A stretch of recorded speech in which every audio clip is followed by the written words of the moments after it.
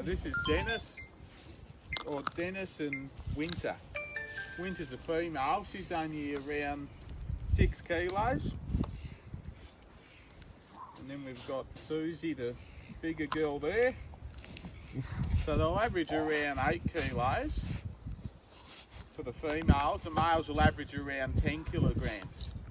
They're the largest carnivorous marsupial on the planet since the extinction of the Tasmanian tiger, or the thylacine, and they're mostly scavengers. They'll clean up from what other predators leave behind.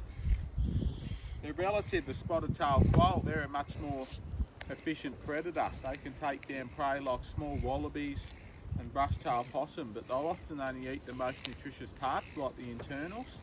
They'll leave the rest for devils. Devils eat absolutely everything: the skin, fur, bones, claws. They've even found the kidney-quills in their scats. They're like the garbage disposal unit of the Tasmanian bush, and important to the ecosystem as they prevent disease amongst other wildlife by cleaning up the forest floor. So they'll eat those inside parts first, and then they work their way onto the fur and bone. They can eat up to around 40% of their body weight in one go if the food's provided. That's like you eating a 25 kilo piece of steak. They're gorge feeders. In the wild, they don't know when the next meal is. Could be 5 minutes away, could even be a week away. So they've got to make the most of the opportunity. They can easily go without food for weeks.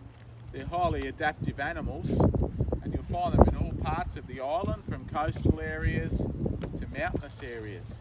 Devils up at places like Cradle Mountain in the Central Plateau.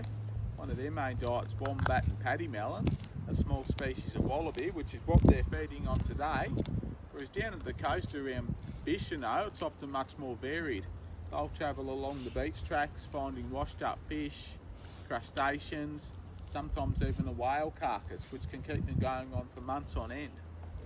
Farmers have found them buried inside cow carcass. They've eaten the insides out and they've used it as a den. They're opportunists. They'll make the most of what they can find, along with feeding on small reptiles, frogs, and nocturnal insects like moths. Similar to a kangaroo, they store their body fat at the base of their tail. A thick tail indicates a healthy devil, and it helps balance